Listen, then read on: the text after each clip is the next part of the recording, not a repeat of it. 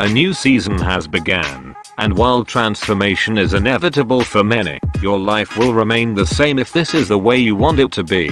However, you can change your life with a better plan from Lifeline Financial Programs. Begin fortnightly cash installments with any amount, then watch your finances multiply into thousands of dollars as you create a brand new future. Life is not a dream. You only get what you put in. We know you cannot do it alone. And this is why Lifeline Financial Programs created the best financial plans to help you transform your life. Guaranteed. Call us now at 540-4555 or email us at lifelinebvilimited@gmail.com for more information. Lifeline Financial Programs, the gateway to a better future.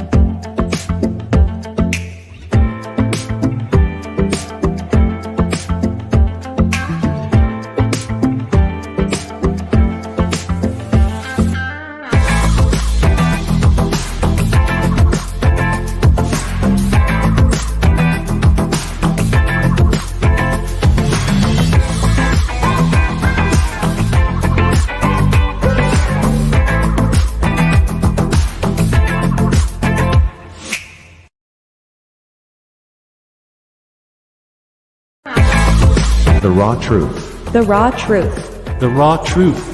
The voice of the America.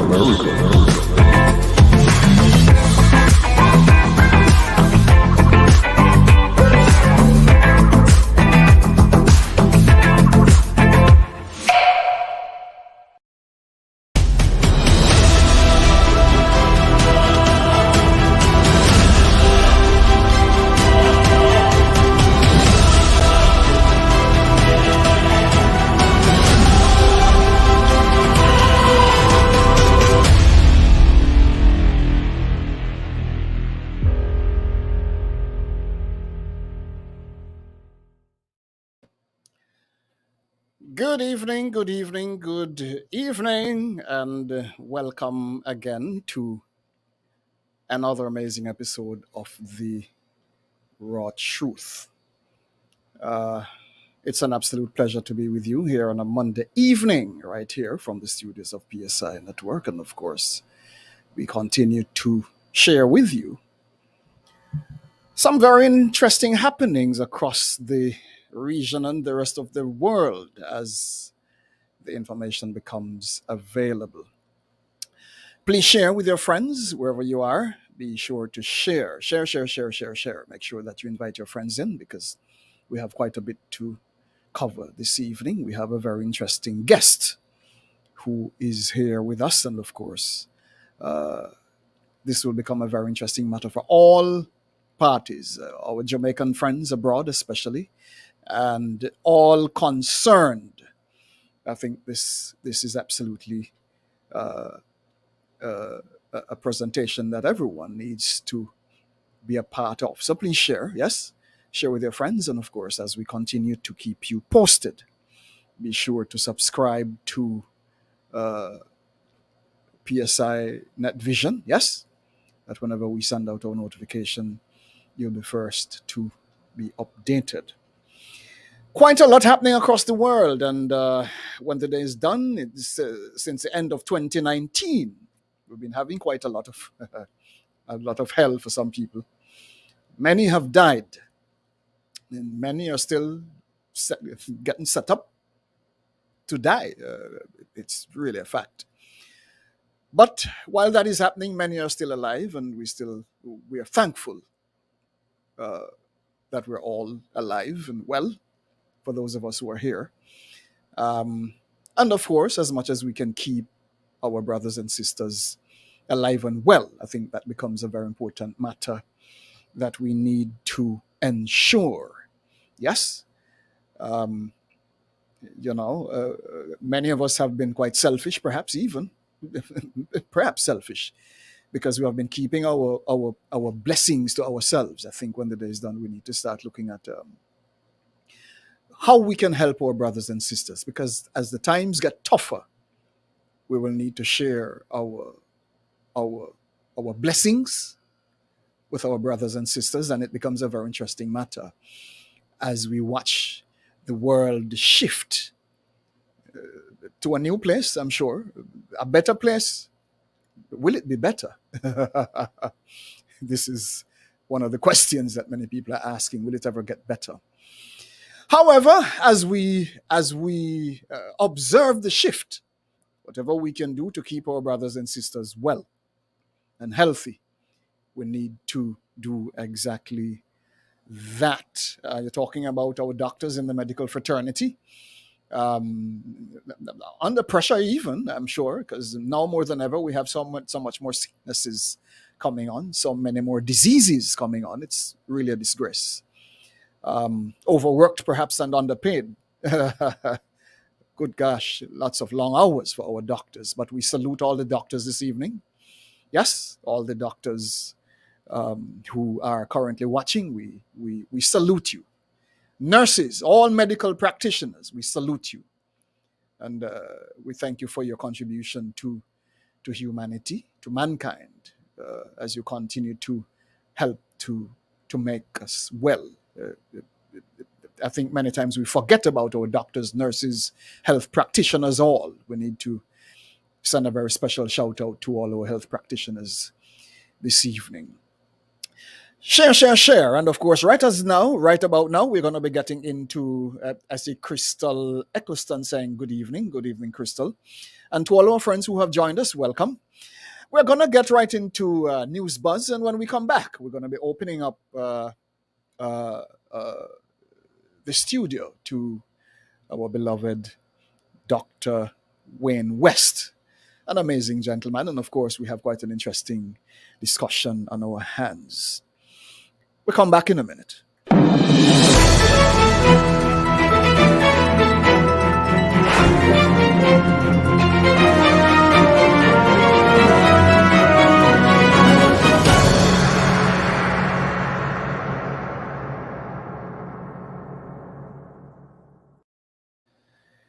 And on News Buzz this evening, it's, as I mentioned earlier, a hell of a lot is happening across the world. And of course, it doesn't get any easier as we continue to try to wrap our heads around everything that is going on.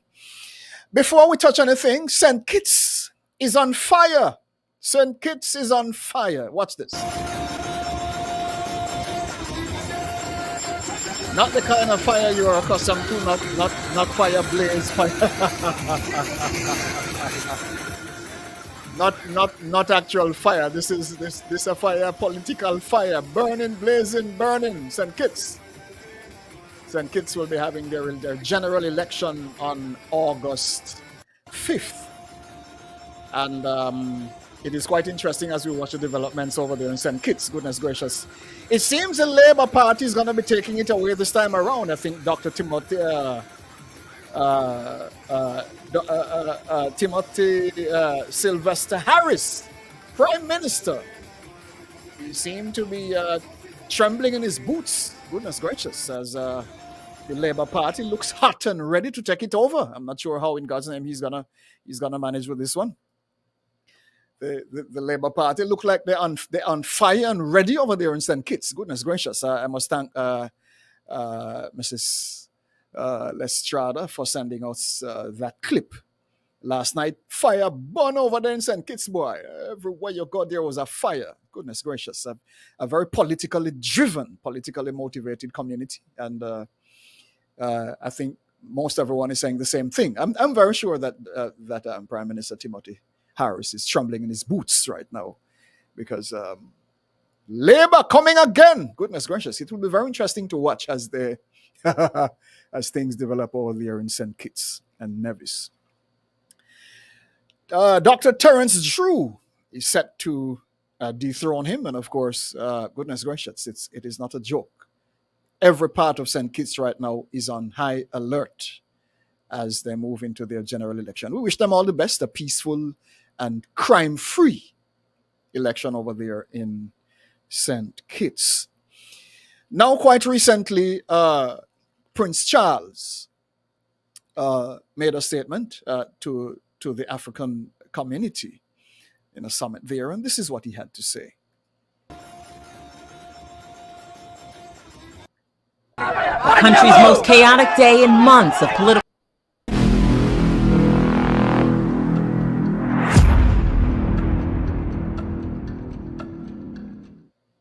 Breaking news out of the summit of Commonwealth leaders going on right now in Rwanda.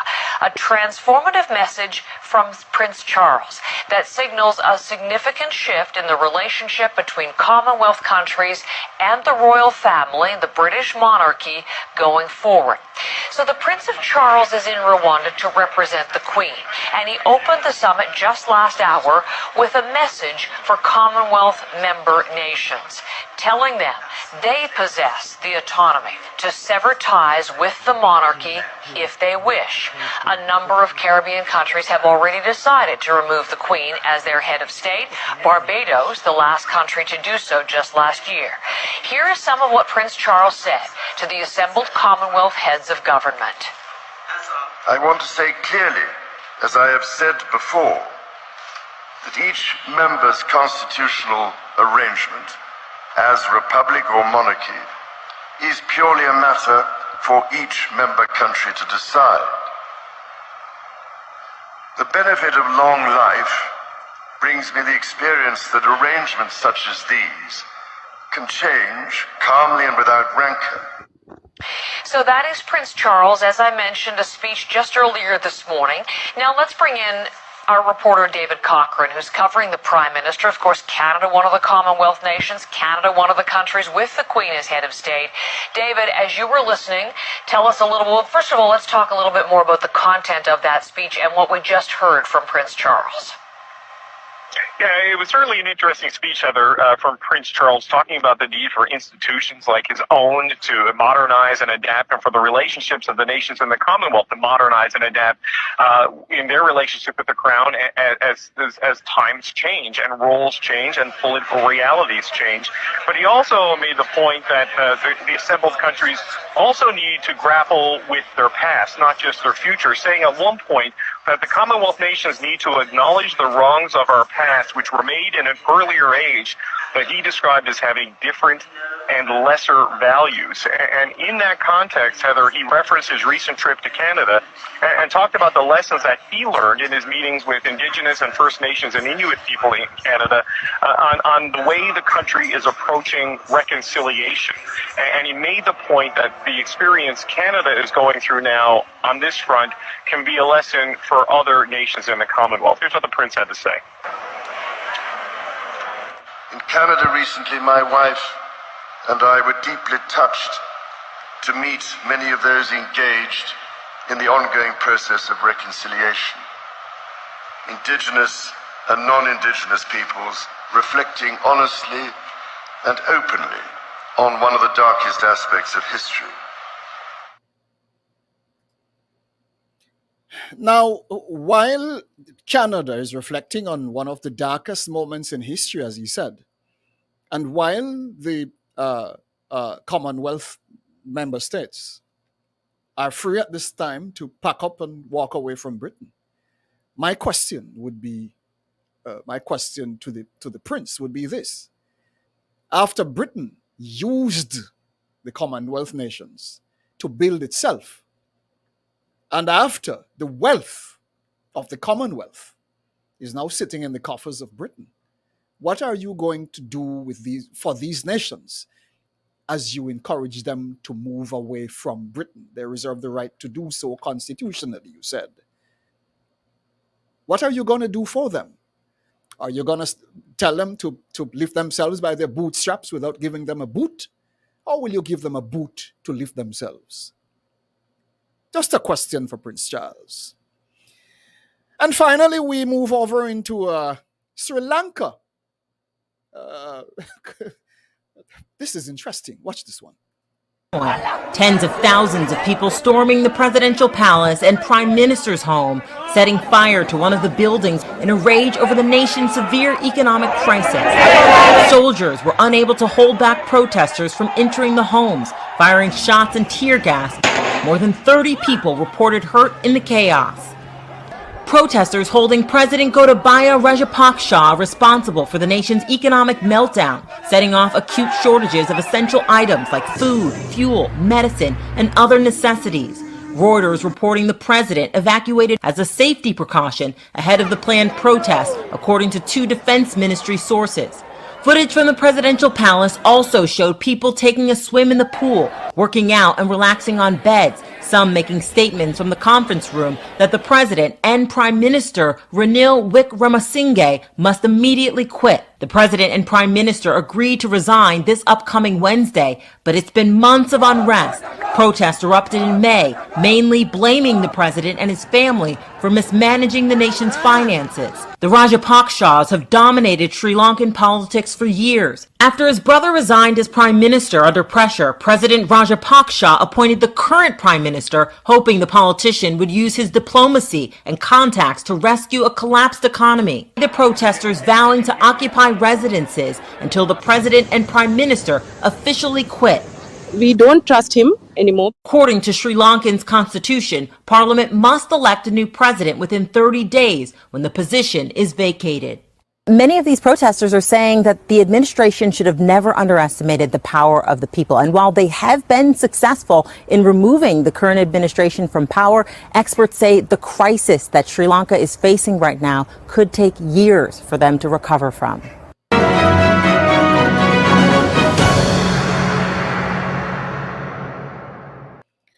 Now, this becomes a very serious matter, and I think it is in a very sober tone that I say this.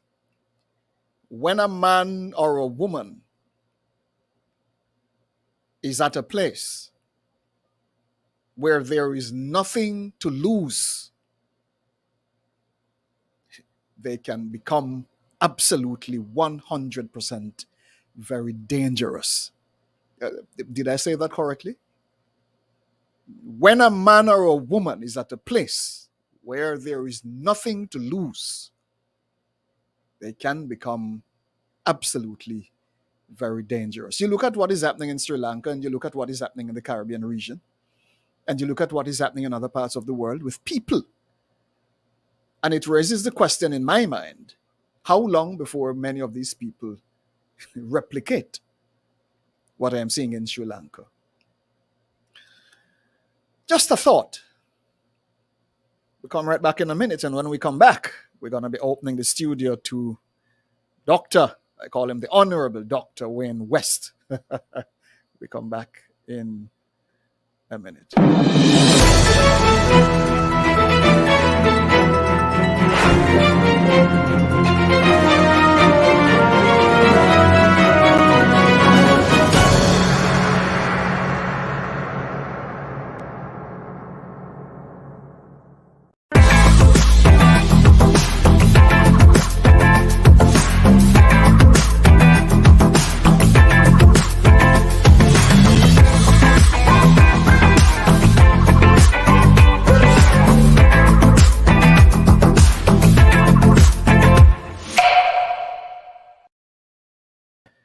Welcome back to The Raw Truth, and of course, I'm your host, Kenny G, and with us this evening, we have, I call him the Honorable Dr. Wayne West. You probably don't like to be categorized, perhaps even as a politician. I'm not sure. Yeah. you have to be concerned. Dr. West, how are you? Oh, I'm fine, thank you, and good to be on your program. I can It's say an you have me absolute concerned with the honorable because I think you're a politician, and I am definitely not a politician. Yeah. Well, my brother, to be honest with you, I think most of us are absolutely a lot more honorable than some of these politicians. We need to kick the hell out of them and get them out of office and run them away, because they're not doing anything for the people. It's a disgrace. While we understand that that the corporation is not about people. These guys are put in power to make money for the corporation, which is, of course, business. That's what it is.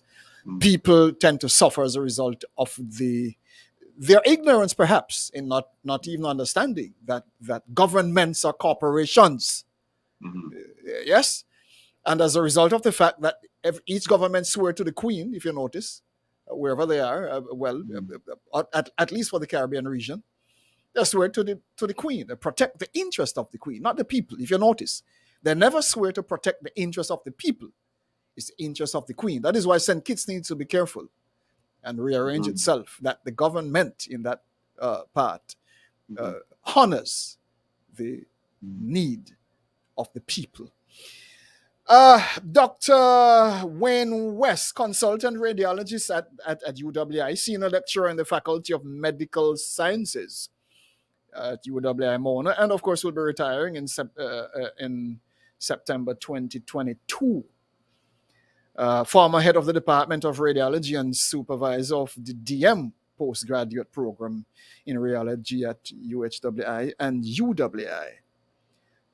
Former president of Jamaica Association of Radiologists, and his list is long. He's a very accomplished doctor, and it's an absolute honor having Dr. West with us this evening on the Raw Truth. How is it in your parts of the world, my brother? Talk with us. Well, let me just let your audience know that I am a Trinidadian, but I have lived most of my life in Jamaica. I came to Jamaica in my teenage years. I am now about to retire this year. I came to Jamaica in my teenage years to do medicine. Met a Jamaican lady, but she's not the one who kept me here. I went back home and then came back because Jamaica was the republic for me, and I've lived most of my life here. And in my part of the world, for me, I really cannot complain. God is good. We're going to be talking about crime in Jamaica because we're talking about what's happening in Jamaica. But I just want to say up front that I have not really had any. I've had one or two experiences, but nothing terrible. And for me personally, it's okay. But I think for many other persons, it may not be that good because there is a lot of crime, there are gangs and so on. And we'll talk about that. Yes. First of all, you look at what has been happening across the world since 2019. The whole matter of COVID, whether it's a pandemic or not, that's another question to be answered. But COVID stepped in at the end of 2019, all the way over into our present day. A comparison of how India, Jamaica, and the USA managed the pandemic. What have you been seeing? Well, should I go ahead? Yes, please. Go ahead. Right. You know, we in the Caribbean are accustomed looking to the first world, quote unquote, for our advice because they're supposed to have better systems, and generally they do. But I think that when you consider what happened with the COVID-19 pandemic, there are some issues that I think we in the Caribbean need to address. For example, it is clear that countries like the United States, the United Kingdom, Israel, Portugal, followed what we would call a vaccine-focused approach, meaning that they really didn't offer, the medical authorities in Jamaica, and Jamaica tended to follow what the US did. The medical authorities in the United States, United Kingdom, and in Jamaica didn't offer, didn't advise, didn't recommend anything much other than the vaccine. They sort of operated that if you took the vaccines and if everybody took the vaccines, all would be well. But the data, I think, show that is not true. And in fact, when we look with what happened in places like India, who not only also took the vaccinations, but they were slow in the uptake of the vaccinations. And prior to their significant uptakes of the vaccination, they did better than countries like the United States. And I always highlight a particular state in India called Uttar Pradesh. Now, Uttar Pradesh is the biggest state in India. It has about 240 million persons. And it contrasts with the United States, which has about 333 million citizens or persons living there. And when you look at the numbers for Uttar Pradesh and you compare the numbers, number of infections and the number who's died, even if you argue that the Americans had better recording system, Uttar Pradesh did much better. And I just want to give you a figure, for example. On May 29th, 2022, the United States had a total of 83.9 million cases and 1 million deaths from COVID. Now remember, it is bigger. It has about a third as much the population as Uttar Pradesh.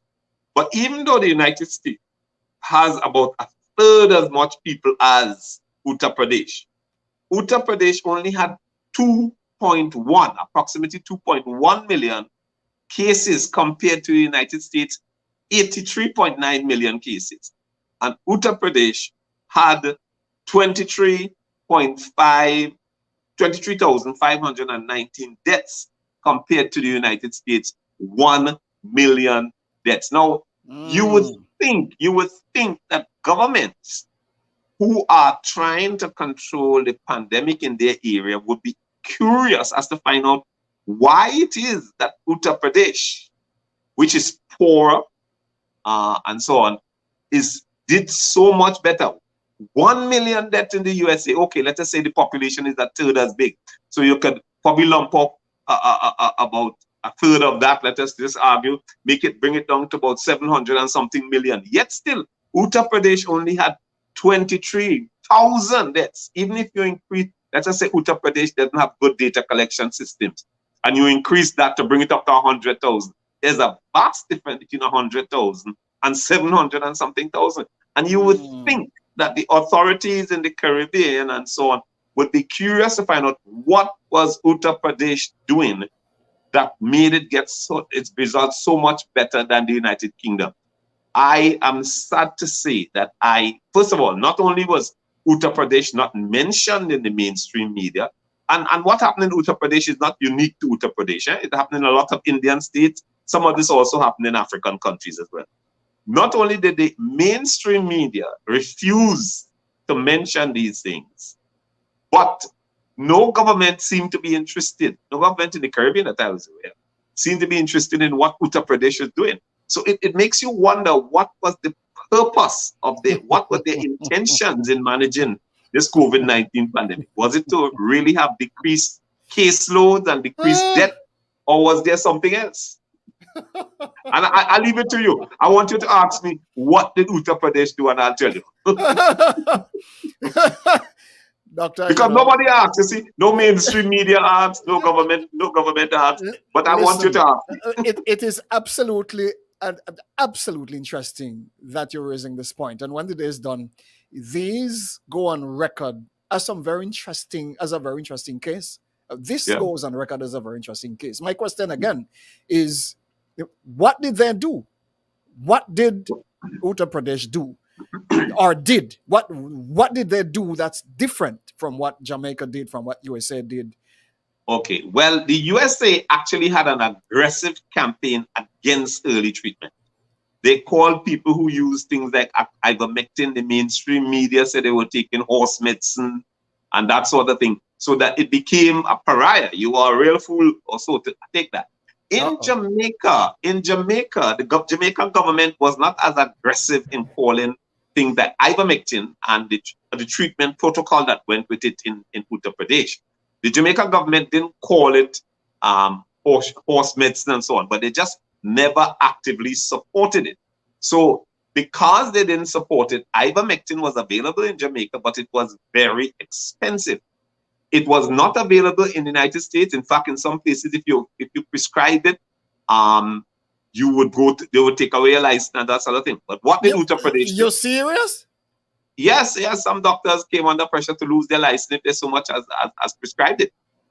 Now, this is a drug that was available people have been using it, billions of doses. It's safe, etc.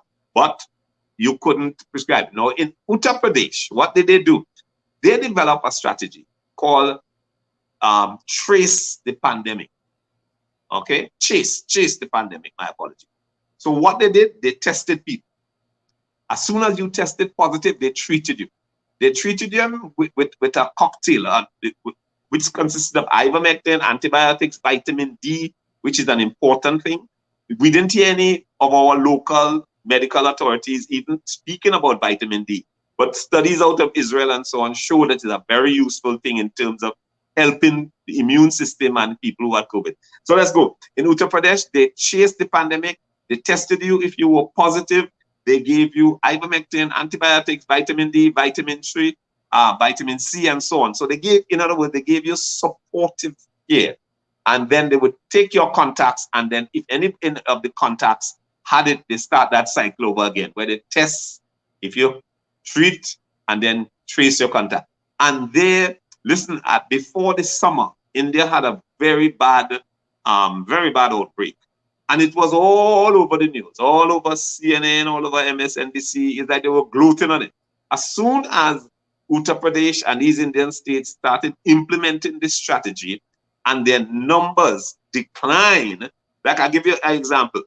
On the 7th on the 29th of May this year, the United States, their 7-day average was 105,626 cases. Uttar Pradesh, the average was 113. You see the difference?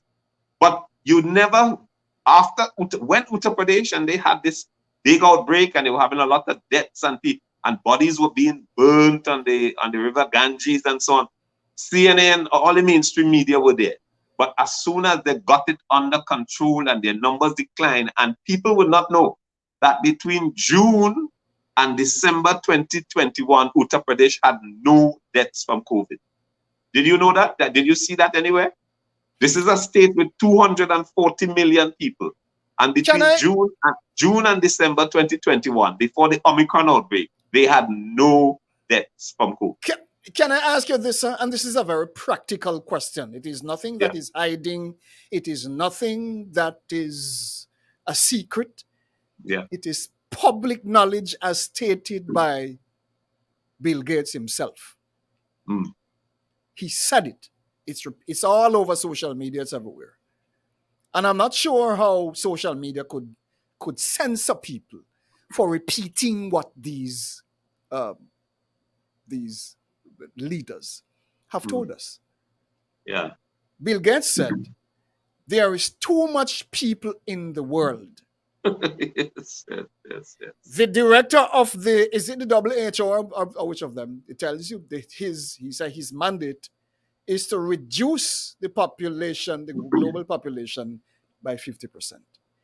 Yeah. They are telling you exactly what their thoughts are. Now, my question to you is this.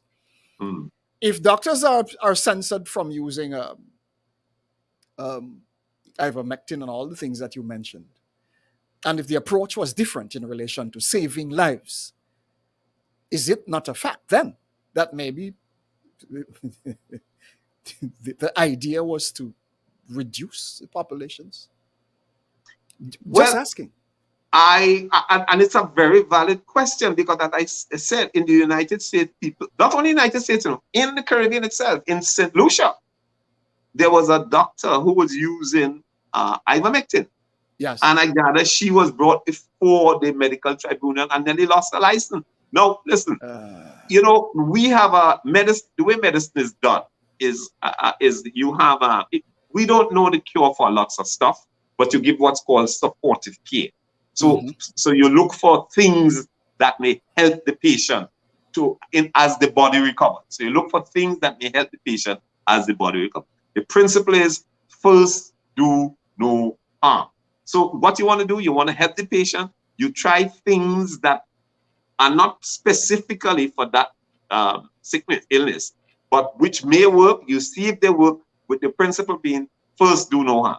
Now, if the world had adopted that strategy for, say, ivermectin, what would have happened? What the difference would have been vast. But as is, people were aggressively seeking to ban it. As I say, in St. Lucia, this doctor came before a tribunal. In the United States, you could have lost your license. The Jamaica government, they didn't do that, but they made sure that they didn't help and the drug remained expensive. So with the context of what you said, that there's an attempt to maybe reduce the world population, or maybe there's another consideration. Just the other consideration is to really sell a lot of the vaccines, which, it is said that the Pfizer vaccine is the most profitable product that has ever hit the market. Last year, I think 2021, they made $76 billion profit they made $26 billion on that vaccine. $26 billion is a lot of money. So the question to be asked is why, and it's a very valid question. Why? Hold on. Did you got some of the money, sir? No, I didn't get any of that money. You sure? Because if you get some, I want some. Because boy, that's a hell of a lot of money for anybody. Make I would have like got some of the money. They say, and listen, I fully support vaccination. Vaccinations have been shown to make a vast difference in human health. Think of smallpox. I got smallpox as I bought measles, mumps, and those sort of things. And they were real vaccines which actually prevented you from getting the infection. When you got the mumps vaccine, you no longer got mumps infection. The chances of getting mumps was very small. Doctor, I was told that this is not, and of course that it is documented. Yeah. The approach this time is not as conventionally known. It is now it's a new technology. It is an experimental technology, as documented. It is an experiment. Yes, and as such, well, whatever one wishes to call it, that's one thing. But the whole thing is, it needs to be, as documented, it needs to be made clear that this was not actually, it's called what it is called. My question It's not a vaccine. It definitely, the COVID-19 vaccines are not vaccines as understood in the traditional sense. Again, when you were vaccinated against smallpox, the odds, the chances of you getting smallpox or polio or mumps or measles was significantly reduced. It didn't mean that it could never happen, but you can more or less say that it is very unlikely, very, very unlikely. You're more probably 90-something% sure that you would not get that disease. These quote-unquote vaccines, they're really a prophylactic therapy. In other words, they were designed to decrease, well, they may have been designed to produce immunity, but they didn't. What they did, and to give credit for what they did decrease the severity of the disease as experienced for the original strain of disease and probably the Delta. But in terms of immunity, the immunity is short-lasting and a couple months, and people who are well vaccinated and boosted keep getting the infection. My brother, I'm gonna take the chance to say, because when the day is done, the facts are out, the documentation is there, and for those of us who want to find it, it's there. To say the least, I know my doctor friend is being quite conscientious in his statement, and that's fine. Let's take a short break, and when we come back, goodness gracious, we're going to be diving into this discussion as we continue to examine other matters in a moment. A new season has begun, and while transformation is inevitable for many, your life will remain the same if this is the way you want it to be. However, you can change your life with a better plan from Lifeline Financial Programs. Begin fortnightly cash installments with any amount, then watch your finances multiply into thousands of dollars as you create a brand new future. Life is not a dream. You only get what you put in. We know you cannot do it alone. And this is why Lifeline Financial Programs created the best financial plans to help you transform your life. Guaranteed. Call us now at 540-4555 or email us at lifelinebvilimited@gmail.com for more information. Lifeline Financial Programs, the gateway to a better future.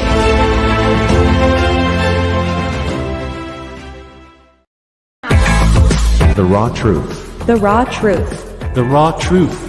The voice of the America.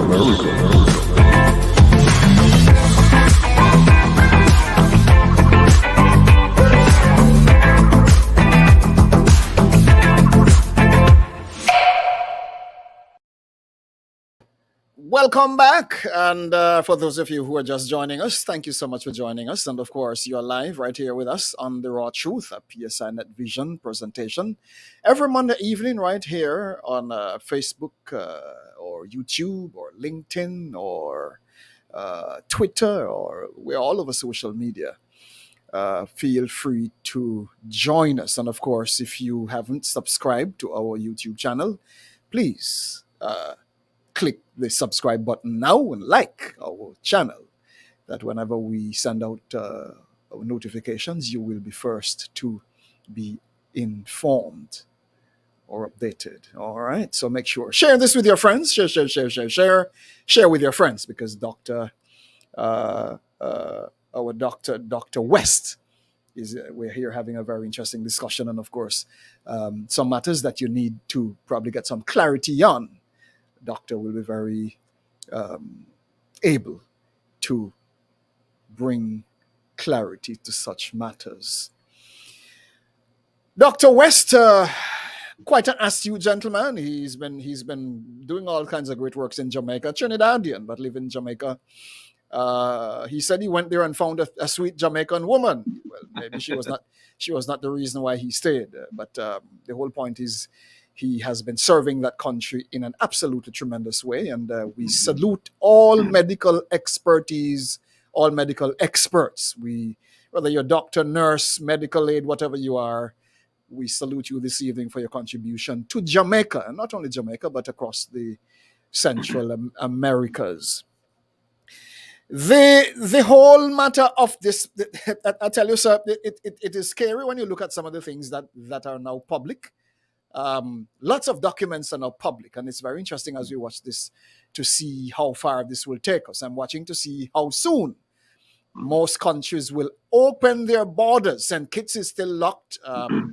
I think Canada is still locked. They give the impression that they're opening, but they're still locked. I'm not sure when they're going to open their borders and stop talking about people getting vaccines and all of that, because when it is done, the facts are there to prove that there's no need to be as aggressive with this jab as many seem to be at this point. I think it is something that we need to begin to look at very seriously. The matter of human rights.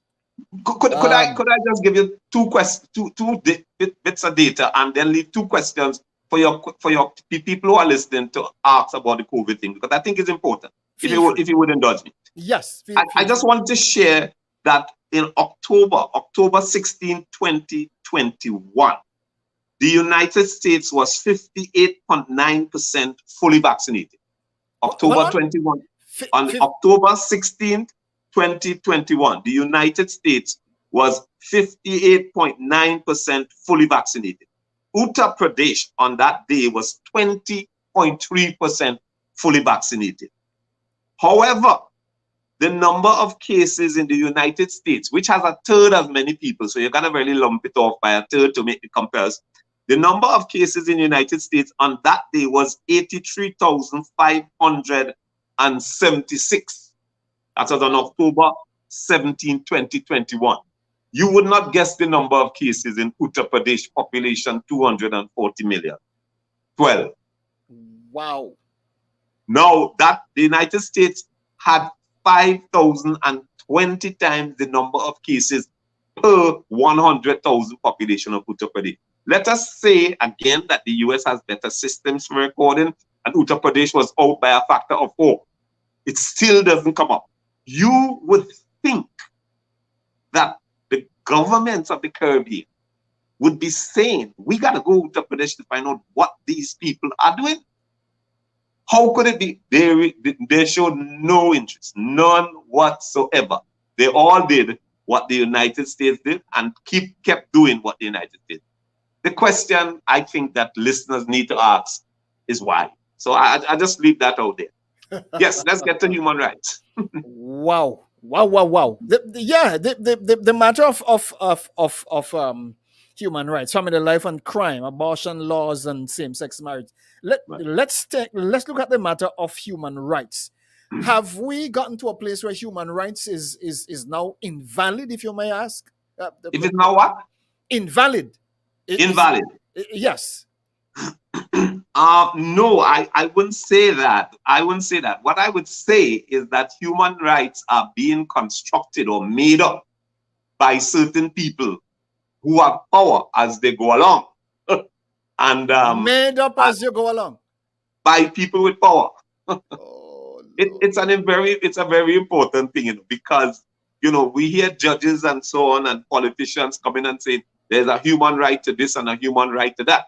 But nobody's asking, well, where these rights come from? Who is making them up? And what are the implications for us as the ordinary people? But what about the Constitution? Isn't the Constitution supposed to be a document of guidelines for governments? Well, the governments are more likely to follow the Constitution, but a lot of judges, they call them activist judges, have a philosophy. And this is why it's important to have these kind of discussions. In America, in the United States, you hear that this judge is a liberal judge and this is a conservative judge. You hear that kind of discussion, all right? Yes. In the Caribbean, we don't have that discussion. We just hear people, this person is a judge, and we make the assumption that this judge is going to just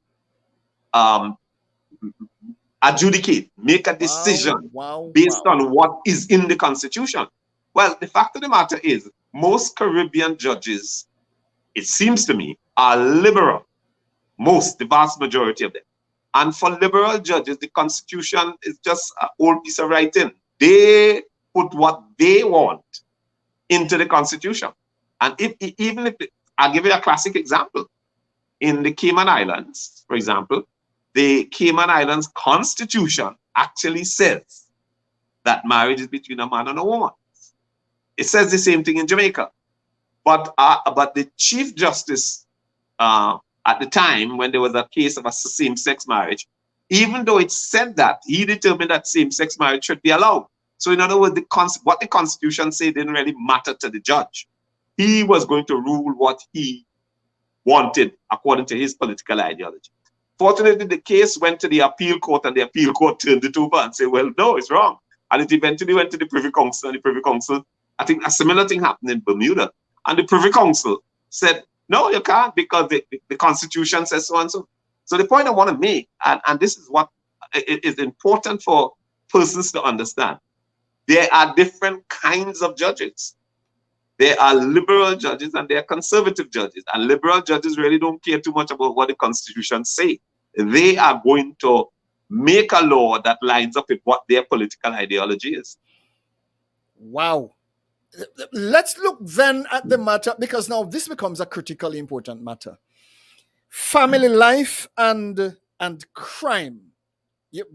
Jamaica specifically, for what we have been hearing and seeing, seems to be suffering from quite a disease with crime, or a disease of crime. I guess that is coming straight out of the family setting, perhaps.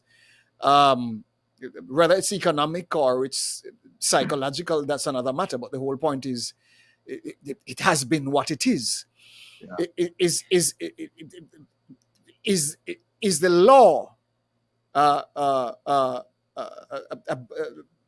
has the law any teeth in relation to what is happening in Jamaica, in relation to crime and violence specifically? Okay. What are you seeing? Well, okay, let me just make one quick statement again about the human rights thing. What many people don't understand, Roe v. Wade, for example, there's nothing in the American Constitution that says there's a right to abortion. Yes. The Roe v. Wade abortion law was created by judges who decided to put their own ideas into it and put it across on the whole country. So what has happened now with that reversal is really a return to democracy, in which the states will determine what to do, rather than these judges who adjudicate that there is a law to abortion when there is no such law or no such right in the Constitution. All right, let me just talk about violence in Jamaica, because we're really just touching on things, the raw truth. We're not going into depth. But yes. I look at violence in Jamaica, and you see there are violence against everybody. There's violence against children. And there's a lady called Joy Crawford, who started a work called E for Life, and she documented that there are over 10,000 cases. Let me just get the figure exact. Almost 10,000 cases of child abuse in Jamaica annually. All right. And this was reported by the Child Protection Family Services Agency. All right. That's one. There's violence against women. And, by the way, of those cases of abuse, 20% of that 10,000 is sexual abuse. All right. Against children, 10,000. And then there is the issue of sexual abuse of women. It is said that in a lifetime, 27% of women can expect to be sexually abused in Jamaica. That's almost a third during the course of their lifetime. And then, of course, nobody writes about this very much, but men really suffer the burden of murders because most murders are men against other men. So when you look at it, every member of the family is likely to be subject to violence, either that leads to death or sexual violence. I wanted to share the other lady called Tanya Stevens. Tanya is a singer, and I had the privilege of meeting with her, and she said she can't handle the word rape, but she was raped as a 17-year-old. Tanya is now almost 50 years old. Okay, I got permission from her to say this, and she sat down at the table, and this was not Saturday gone, but Saturday before, and she broke down into tears, relating to that thing. Now, this is how many years? About 30-something years, and it still have that effect on her. The psychological scar, yeah. Scar. And there was another young lady with her, and as she started crying, the other young lady started crying because she had a similar thing, a similar kind of experience. And I said, these things affect how people behave in the society. If so many people are being exposed to violence and trauma, all the members of the family unit, because if you think about it, the children, the men, the women, they are the family unit. All right, we all belong to some family unit or some type of the other. And Tanya said one of the things is that with respect to women who are raped, for example, there's nobody to talk to, and there's a way that people talk among themselves about do this to that and do that some of the young men don't even know that what they're doing is rape. So I'm saying that I wanted to bring this out because I believe that there is an issue here. There's an epidemic of trauma that is affecting behavior at a deep level that we are probably not probably, I know we're not paying attention to it. And that if we want to heal the nation, we need to start looking at this and discussing it out in the open. One of the things that Tanya Stevens said, he said, you see some of these girls who are dressing in all these, these kind of slim, little bit of clothes and so on. She says sometimes you get confused if you are raped as a woman. You don't know whether to be a prude. You don't know whether to be, liberal like that. And it affects your behavior. It affects your decision making. And like I said, if she could cry over that 30-something years later, it's affecting the decision making of 27% of women, of so many children. And, so we really need to open the discussion on this issue. It's not something, of course, you can go through in a couple of minutes, but I really thank you that we can bring it to the attention of people who are hearing this and people in diaspora and say, look, we got to develop strategies to prevent and strategies to support those who are subject to so much abuse. And the other thing about, us men are not given a lot of attention. They look at gender violence and violence against children. But how many young men grow up with their friends and their friends are killed? And what effect does that have on them? Are we studying that? Are we concerned about that? And I think that we should be concerned about that because it may well be what's perpetuating a lot of this violence. Let me ask you this, because now you look at the reggae culture, you look at the dance hall culture, you look at the bling culture, that mentality as established coming out of the dance hall fraternity, even the reggae fraternity, because most reggae artists nowadays, not all of them sing conscious lyrics. Yeah. It has been a problem for a while, where the music is driving a certain philosophy, Yeah. which becomes a psychological issue, because Yeah. people grow up into it. That's all they see, that's all they know. It becomes Yeah. a part of them. Do you think reggae music or the dance hall culture, is responsible for all the rapes that you've been seeing in Jamaica? You know, I don't want to say it is responsible, because, like in everything, these things are multifactorial. You know, Yes. one person could listen to it and do nothing at all. Somebody may listen and be influenced. So you really need good scientific studies to determine what percentage of crime may be associated with these things, with particular dance or music, for example. Yes. But I think what we're looking at is a comprehensive. We need a comprehensive revamping of some aspects of the culture. There's no question about it. We need to have respect for women. We need to support women. We got to make them their queens. Women have to behave a particular way. Men have to behave a particular way. In other words, we have a problem which is associated with the family, because all of us eventually belong to family. And there's good data out that shows that, for example, if you belong to a religious family in the United States, a stable religious family, the chances of you assaulting somebody may be as low in the course of your life that requires some sort of interaction with the law, would be as low as 12%. But as family structures become less stable, the figures go up. So there is no doubt that a lot of things come into it. But like I say, somebody who is from a stable family may be able to listen to dancehall music and not have the effect on that person as someone who comes from an unstable family. So it's not just the one thing.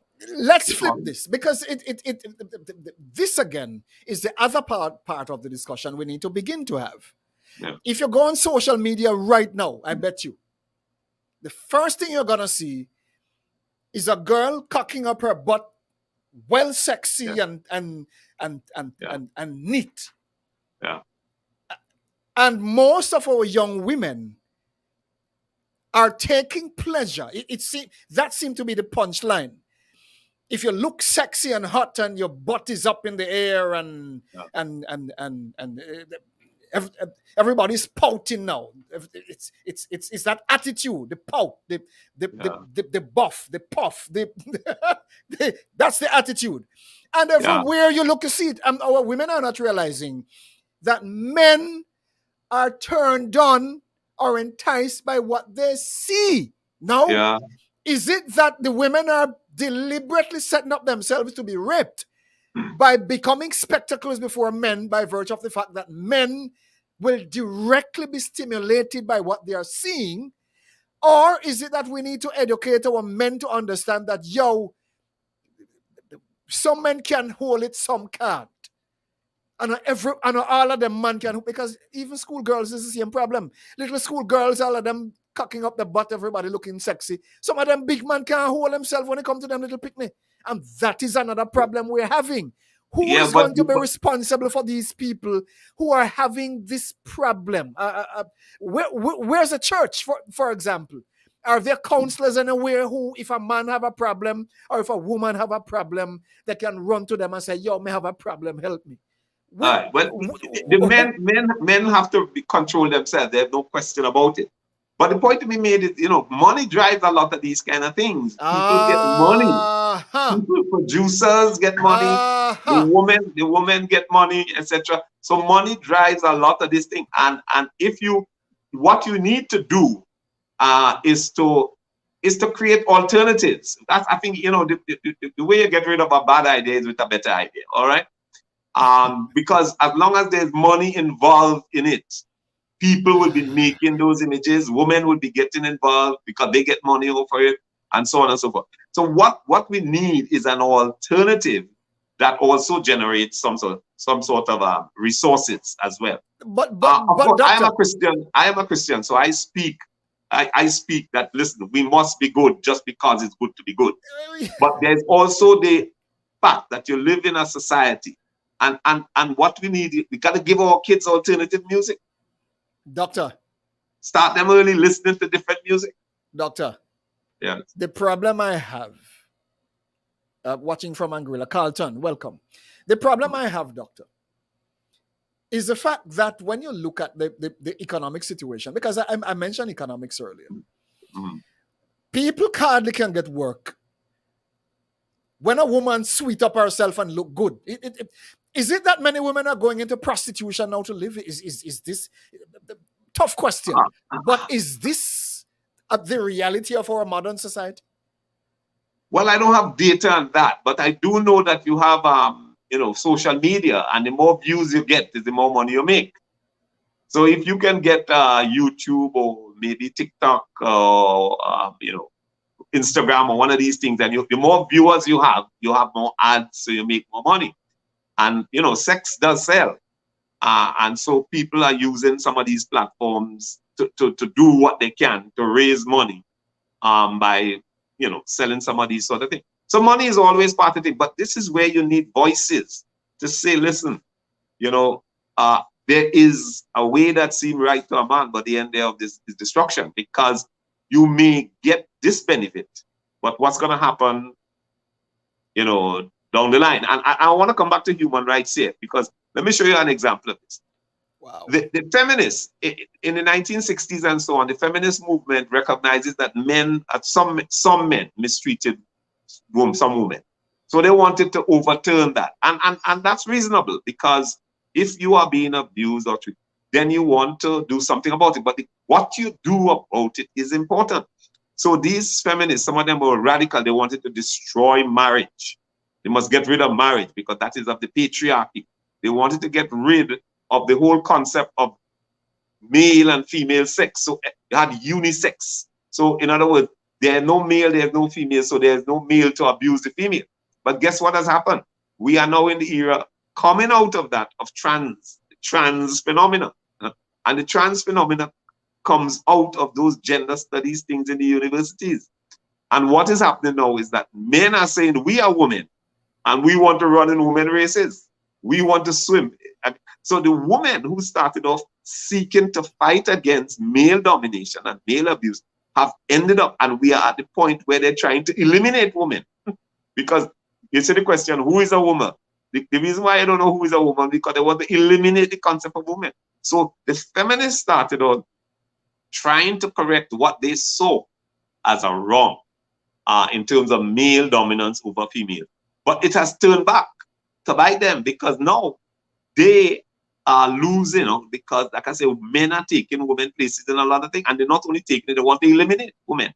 So when you see a problem and you apply a solution, you must think through your solution. And that's where human rights and all these things come in.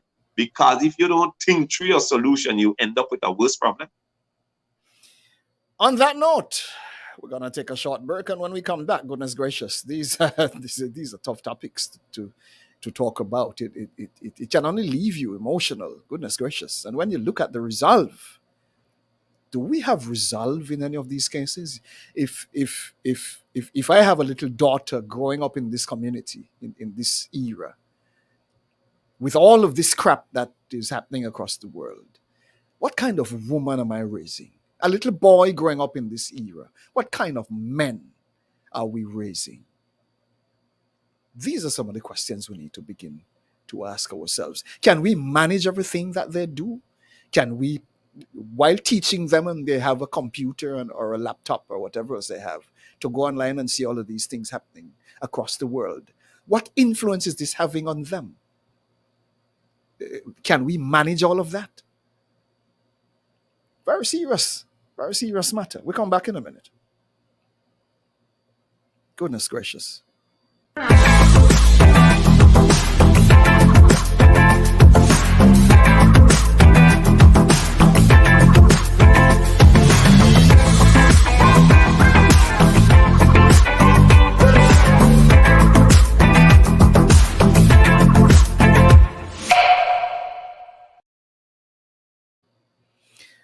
Welcome back, and of course, you are live right here on the Raw Truth, and of course, we have uh, uh, my good friend Dr. West um, looking at some very serious matters.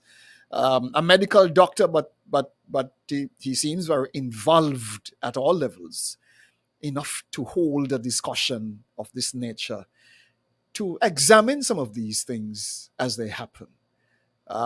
Doctors would be probably most exposed to these things, given that I mean people from all walks of life every day, and when the day is done, whether or not they want to deal with it, they have to deal with it. These are matters which will always be popping up on their desk, popping up at their table from time to time. How do we manage these things? Quite a very interesting topic, and when the day is done, goodness gracious, how much more do we bear? The matter of abortion, sir. You look at all the sexual abuse that's happening. You look at all the rapes that's happening. You look at all of these things. From your point of view as a doctor, from what you may know,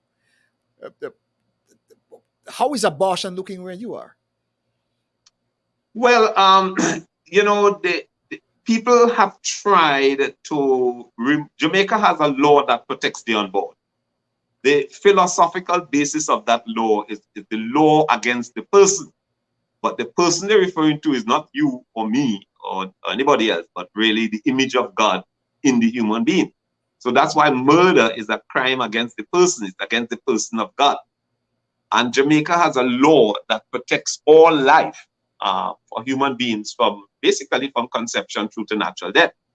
People have tried to overturn that law for many years, and the group that I belong to, the Jamaica Coalition for Healthy Society, and other groups have resisted that because we recognize, first of all, like I say, I come from a Christian worldview.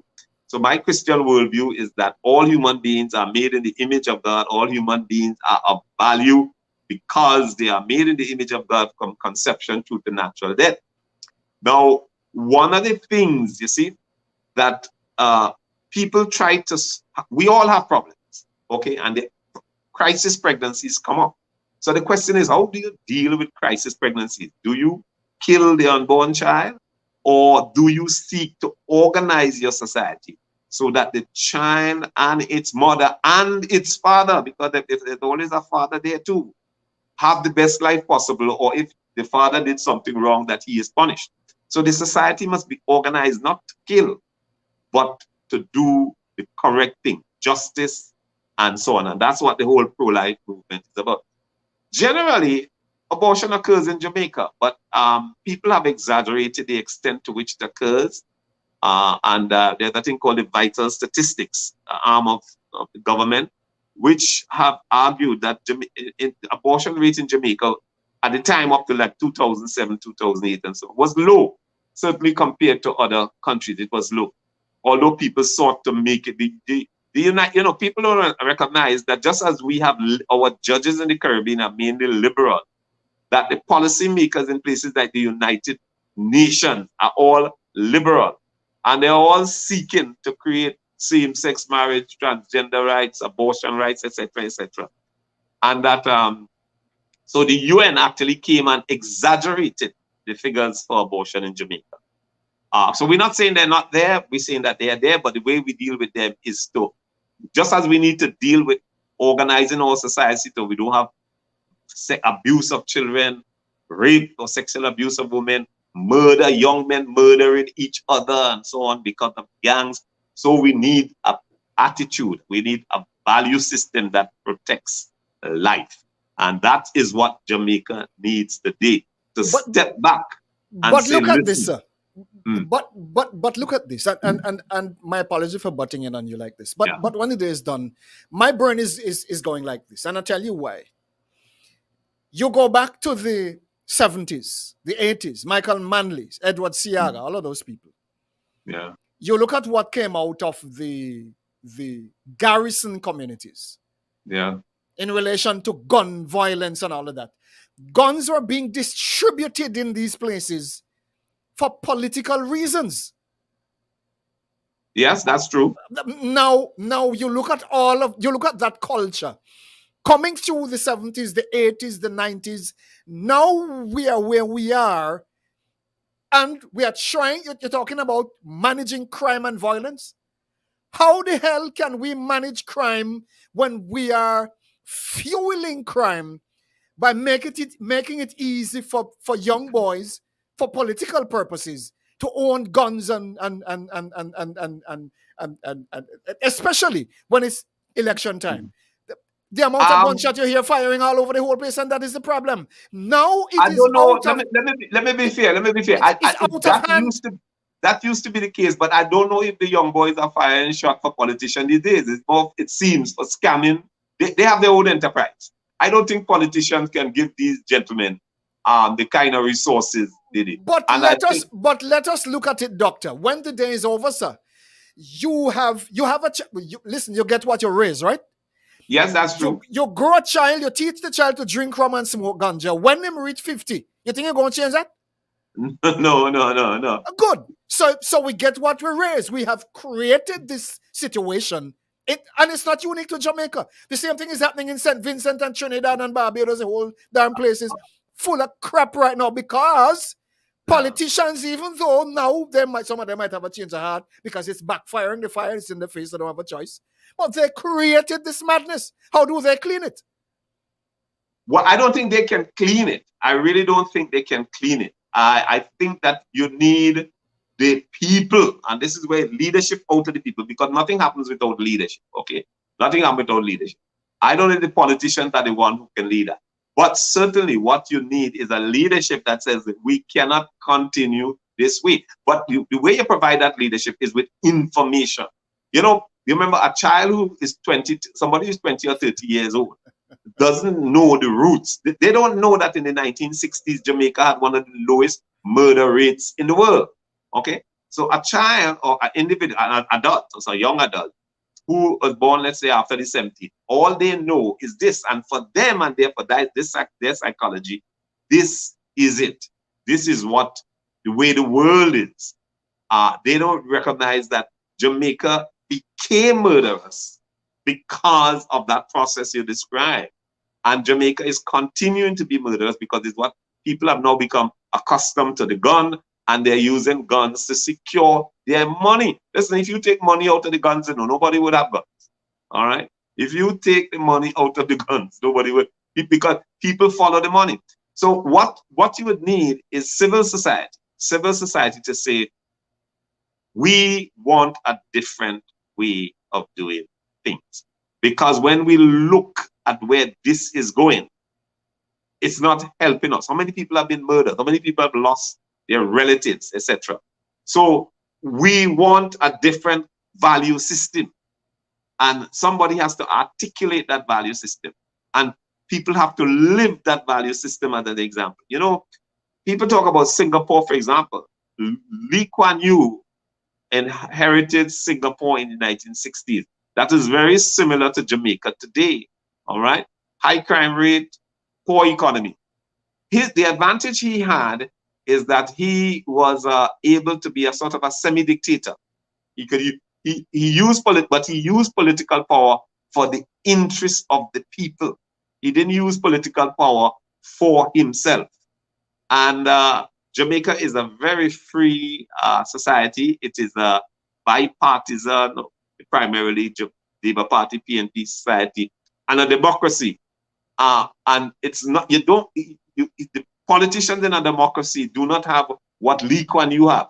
But if there are civil society groups that are willing to speak the truth and say, listen, we may think that this is going to work well, but it's only for the short term. Look where we are. We need to get back. We need people with the memory of the past to articulate it. So we need older people to say what obtained in the past so the young people can hear and understand the truth. My beloved brother, I don't know if you ever hear old people talk about when you have corn on your foot, a corn on your foot. Yeah. They wear, some of them wear shoes and the shoes get them corn or bunion. Yeah. You know what you do with the corn or the bunion? So you get a sharp razor blade or a sharp knife and cut it out. Yeah. Because as long as it is there, it is going to create discomfort. You know what our society needs right now, sir? It's going to sound very hard, but I have to say it. Unless you get rid of the bunyan out of the society and get rid of the con you have in the society and the sore footing of the society, because we get what we raise. Listen, for those of us who read Bible, that is why God mash up Sodom and Gomorrah, you know, because the man them get so wicked that the Bible said the wickedness come up before the nostril. Now, for those of you who don't read Bible, that's another matter. But may I tell you straight, whether you want to call it a story or whatever, it is quite applicable. If you don't get rid of the root in many of these cases, you will never get rid of most of these situations we have in these countries around us. And the problem is some idiot on the back end fueling this crap that we have around us. And unless we get rid of the crap behind us, the problem before us will never disappear. And it is political, it is spiritual in the church, it is financial, it is social, it is everywhere you put yourself. Because somebody is benefiting from all of this crap. And we have to stand up like mad people and say, hell no, we don't want no more of this. I'm saying, where do we start? Because it is not a one-fit-all situation. It's a psychological situation. And when the day is done, it has become such a part and such a norm in society that right now many people are very confused as to where in hell to start. They don't know where to go with it. Your program, sir, is called The Raw Truth. And you know, truth is a force of nature. I didn't coin that. I think the first person I heard say that was Mike Pence, the Vice President of the USA, that truth is a force of nature. Now, Christ, the Bible, you see, when Christ was before Pontius Pilate and about to be killed, Pontius Pilate asked him a couple questions.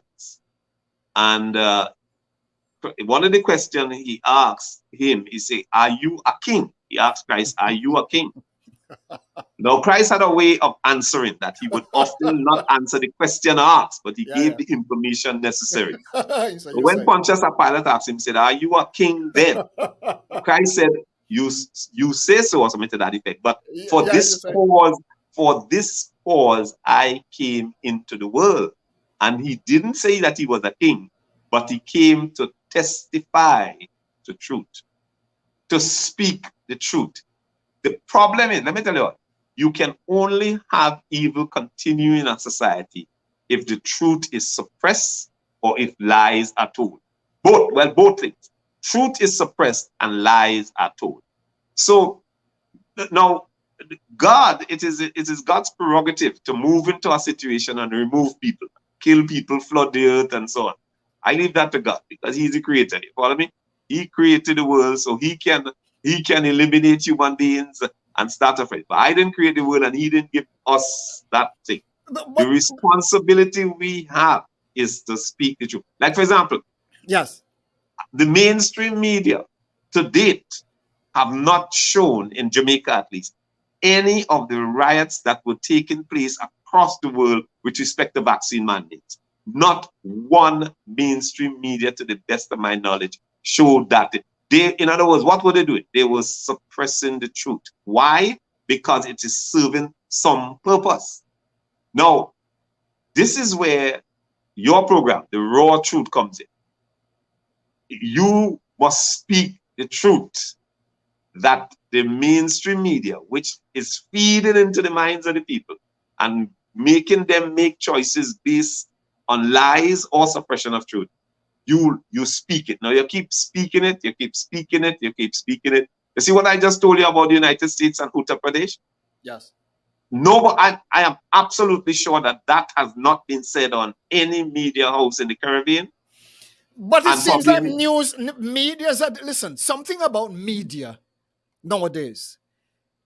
Medias are dead. You're not getting nothing out of none of them. I'm not sure what is going on with it.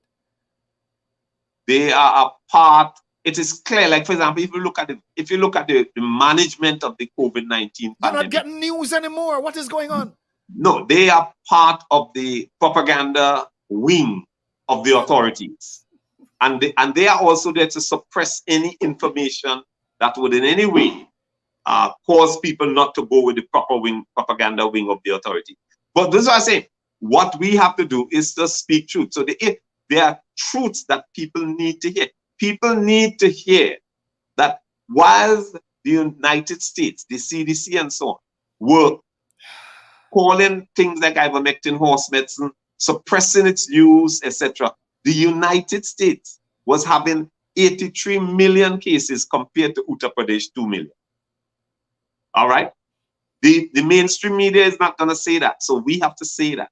We have to say, yes, whilst they were managing it this way, the United States had 83 million cases. Uttar Pradesh, with 2/3 of the population in the United States, had a mere 2 million cases.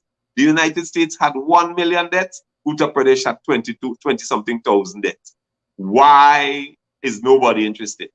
You know, we took out an ad in the Jamaica newspaper, our group, the Jamaica Coalition for Healthy Society, saying just that. To date, the government said nothing, no media house ran with it, etc. So we are not here to overthrow governments, but we're here to speak truth, and we to let the people know the truth. Eventually, as truth is spoken and more people understand the truth, you know, I think there's a saying that's attributed to Abraham Lincoln. I think you can fool some of the people some of the time, but you can't fool all the people. You're right on the button, because the whole of the people are wake up like hell right now. That's the problem. And the way you prevent the wicked from fooling the people is by testifying to truth. But I have a problem, sir. And I promised that I would highlight this, because when the day is over, I watched we always talk about church, and many people are church-going people. Listen to me well. Every Sunday, everybody gone to church. Every Saturday, everybody gone to church. But when it becomes necessary for the same church, whatever they are, Methodist, Apostolic, whatever you call them, when it's time for them to get up off the behind and said, this is ungodly, we are not standing for this, you can't find them. Well, let me tell you what. Well, let me tell you. You see, again, human beings are human beings. You know, Christ came to save the lost. Is it that the church is afraid, sir? What are going? Tell me. You know, one of the things Christ said, is to seek first the kingdom of God, and the rest will fall in line. And the Bible also says, for example, love not the world, nor the things of the world. People, you know, I don't know much you know about the eschatology, the last days. It speaks about the world wandering after the beast. All right. Yes. The fact of the matter is, sir, our bodies are the big test for our spirits. All right. The needs of the body is what is used to test and sift the spirit. So yes, people can go to church and worship God, but when the needs of the body for food, clothing, car, house. So hold on. Wait. No, you might be laughing like hell now, because this is my problem. So therefore, when the same Bible talk about the mark of the beast, so if people are going to be deprived of food to take the mark, I'm talking about Christian-minded people, who serving God, no food. Government say if you don't take the mark, you cannot buy food, so they're going to take it, right? Because of the need, right? Yeah. Government controlling the money in order to get your money to buy car and buy sexy clothes and look hot. You can't get your money, you can't buy. So in order to have money, you're going to take it so you can buy, right? Well, that, like I said, just the Bible is clear. You know. Is that what you're telling me? What is used to test the spirit is the desires of the flesh. So therefore, but the point is, when you put the desires of the flesh up against the values of the spirit, it takes the real person to say, we're in trouble, we're in serious trouble, boss. Well, you know, you just have to understand. Doctor, we're in serious trouble, you know. So you will find, I mean, you will find that there are lots of people who go to church because they really love the spiritual things. But when the needs of the body come up against the spiritual demands, you know, they don't want to risk, you know what I mean, losing out on some of the good things in life. Well, Nicola Dixon on top of this one. Me tell you, Mrs. Me don't know if I tell you, say, because it not look good. I don't know what is, Nicola don't know what is going on, and I'm checking in the comments and all the comments that are coming in, and I am absolutely wondering where the hell are we going? Because if governments cannot help the people, the days of government is done. Get that in your head. There's no government. All this crap you're seeing now, all of them people are just puppets on a string. Whatever the hell they are, I don't know. And if the church has no teeth at this point in our history, it done. No, there always is a remnant. You know. No, we never done. We never done. And in fact, that's why the Bible is such. I always say the Bible is the greatest book I know, because it is.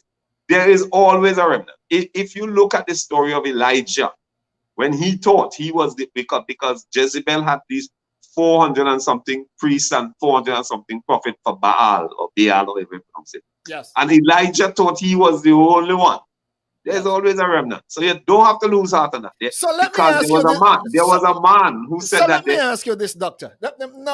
Now we're getting warm, because when it got on to the program soon finished, because I wanted to wrap up in a while. But I'm going to ask you this. Is the remnant prepared like Elijah to tell whoever, build an altar and call on fire upon it and burn up things on it? Is the remnant prepared to get up off their behind and get out there and show signs and wonders that people can realize that there is indeed something greater than what we think in the building where we're going as religious people? Is it that we are just religious in mind? Are we really the remnant for true? What's happening here? Well, what I would say is that the first responsibility is to do what Christ said he came to do, is to speak the truth, and speak it in season and out of season. Remember, at the end of the day, you know, this is not, as the Bible said, the battle is not ours, it is the Lord's. That you gotta understand that it is not. So the battle was never Elijah's, it was God.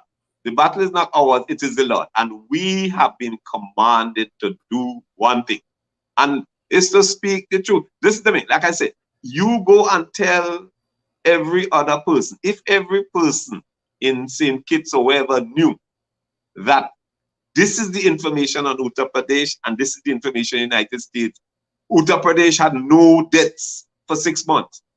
Why your government don't want to know what they were doing? After a while, you're going to get a body of persons who know this truth. And they're going to be asking the question, well, what is happening here? All right. As is ignorance. You see, ignorance is what gives the authorities power over the people. Because people operate in ignorance, they don't know that they should be asking certain questions, demanding certain answers, etc. But I think that that's all we need to go. If we set about ourselves to set out a geometric progression of truth, as distinct from an arithmetic progression, you know, where you keep branching of truth, we will have a different society, because you will know the truth, and the truth will set you free. On that note, we're going to take a time break, and when we come back, we are going to have my beloved doctor wrap up, give us his final words. Goodness gracious. You never know where you're going on the raw truth, you know. This is... If you're new here, please subscribe. Please subscribe. Click the subscribe button on the YouTube channel. Make sure that you have subscribed to this channel, that whenever we send out our notifications, you will be informed. Lock into this, because it's going to get a hell of a lot more interesting. We come back in a moment. A new season has begun, and while transformation is inevitable for many, your life will remain the same if this is the way you want it to be. However, you can change your life with a better plan from Lifeline Financial Programs. Begin fortnightly cash installments with any amount, then watch your finances multiply into thousands of dollars as you create a brand new future. Life is not a dream. You only get what you put in. We know you cannot do it alone. And this is why Lifeline Financial Programs created the best financial plans to help you transform your life. Guaranteed. Call us now at 540-4555 or email us at lifelinebvilimited@gmail.com for more information. Lifeline Financial Programs, the gateway to a better future.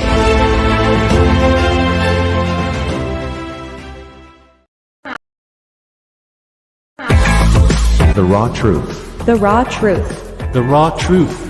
The voice of the America.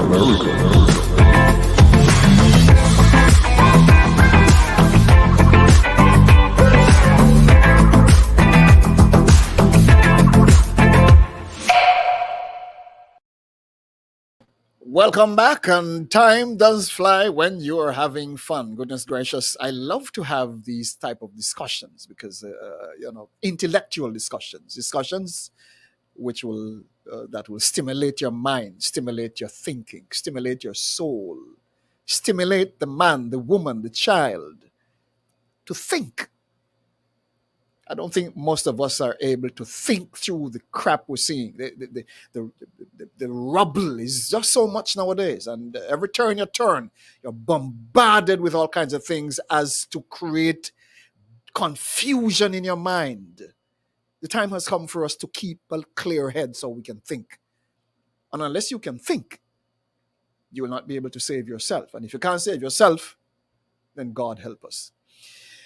Our Christian-minded people, there is a place for you and a time for you as well. And our beloved doctor himself is Christian-minded. But when the day is done,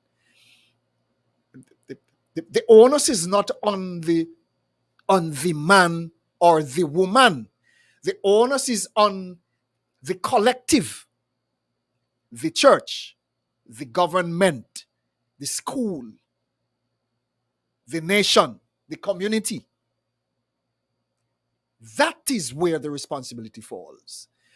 And if people cannot unite to make things better for themselves, what the hell are we talking about? Going to church, if we cannot unite to make our lives better, because you see, we are so divided.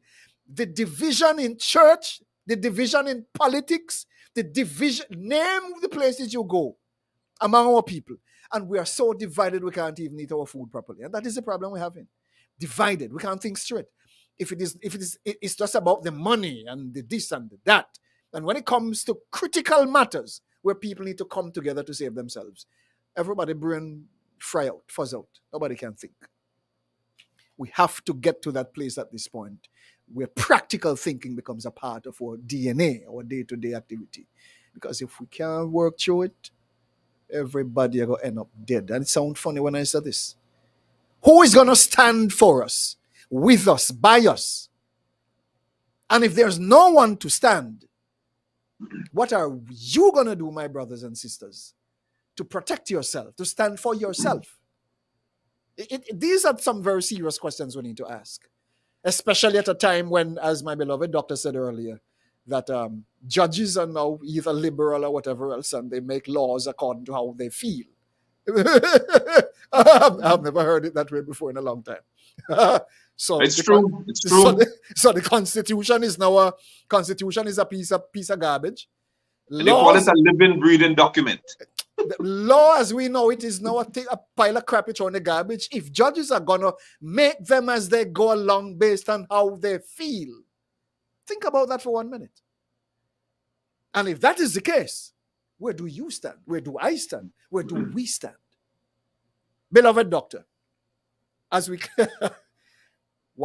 as we wrap this up this evening, what are your final words to our viewing audience? Okay, what I would say to persons listening is that we grew up, or we came to accept that certain individuals and institutions were experts and they were seeking the good of the community. I think you need to throw that out as a concept because it's no longer true. Now, it doesn't mean that everything that these experts do is wrong or that 99% of what they do is wrong. But there is a component in most institutions, and that involves the judiciary, as I was saying. There are these types of judges who say the Constitution is a living, breathing instrument, so I can put my worldview on it and ignore what it actually said. Or there are persons who attend churches who know what is right, but would not put themselves out because they don't want to run the risk of being to suffer, not being able to consume, the car they want, the house they want, the job they want, etc. And also, like we observed in the COVID-19 pandemic, for example, I give an example. In Jamaica here, our prime minister was saying that the unvaccinated people were the source of variants. So if you are unvaccinated, you are producing these new variants of COVID-19.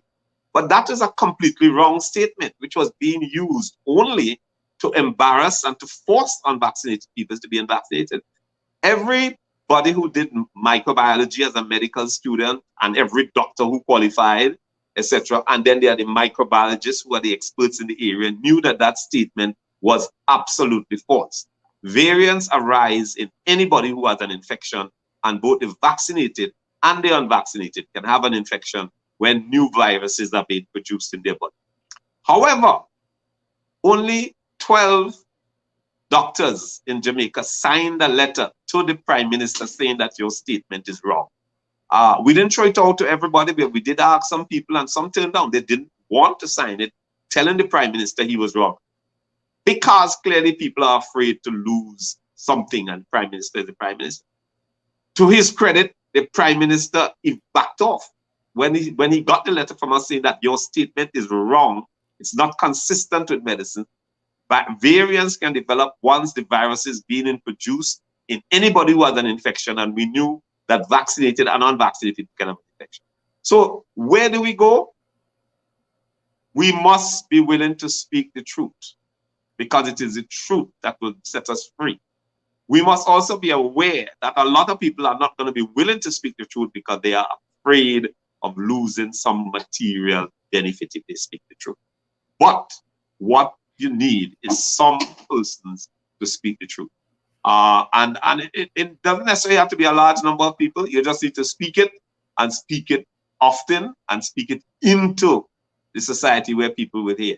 There will be persons who will push back on it, but that's the way life goes. So I'm still saying that what we need, we cannot just put confidence in experts, because experts are compromised either by fear or by actual, gains.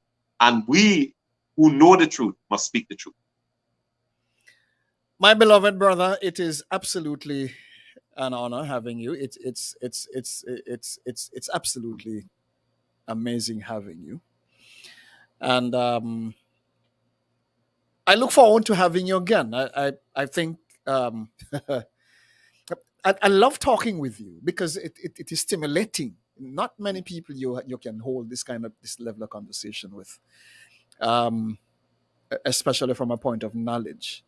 While each deserves to be placed where each is at that level, I think we need to continue to reach out to people who have knowledge of what our circumstances are as our world continues to dictate to us.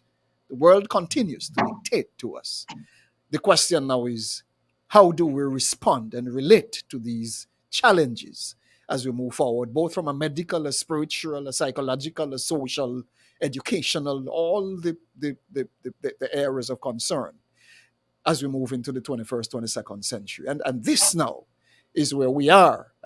You look at the fact that our society has lost all moral values. Our code of ethics is dead. DEAD. Medically, socially, every alley you check it, dead. Who is going to resurrect our young ones who are coming up? Our youngsters who are coming up. Young girls, beautiful. Young men, handsome. Who is going to resurrect those to life? from this dead crap that we see all around us? Is the burden is going to be on mommy and daddy to do that, or will the community that is already full of crap able to deal with preserving decency? These are some of the very serious questions we have to ask ourselves, because no one is talking about it and everybody's going with the flow, and the young girls are walking naked and all the jeans them tear up and everybody butt outside and everybody naked. What is wrong with us? The young men watching these girls half naked, pull them around the back, sex them off, now is rape, then is pregnancy, then is whatever else. Name the crap that happens, because we are setting up ourselves for all the evils that are happening. And who do we blame but ourselves? We are creating the madness. Doctor, you are in a position, and a very influential one, as you see your guests, your patients, and whoever else within the circles where you operate. I'm sure, like myself, you have a great responsibility to educate your people, and we will continue to share the information that as we move forward, we'll be able to at least help some of our people to protect themselves. Thanks a million for coming. Yeah, thank you very much for having me. Okay, my brother. Okay. Well, what can I say? That was Dr. Wayne West. For those of you who are just coming in, it looked like we have to go up to 12 o'clock. I'm seeing where our guests have just begin to come in. It's kind of crazy to see all people coming in just when the program is closing. Maybe I need to go till 12 o'clock.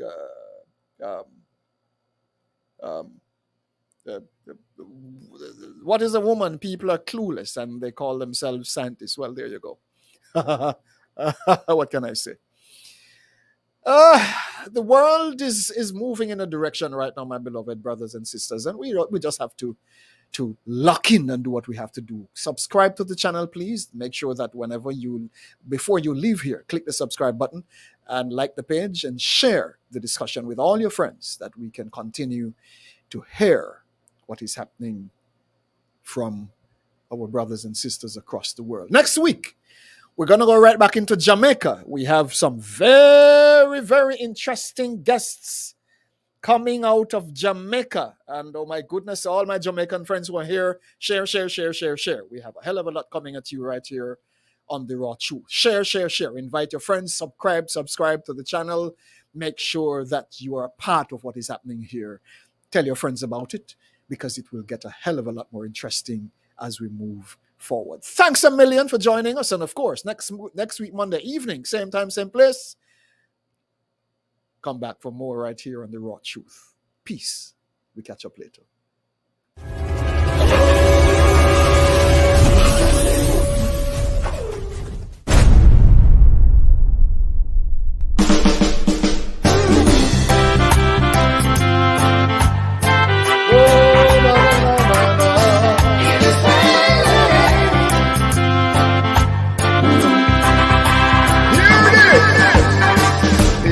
Money is the root of all evil. Oh yeah.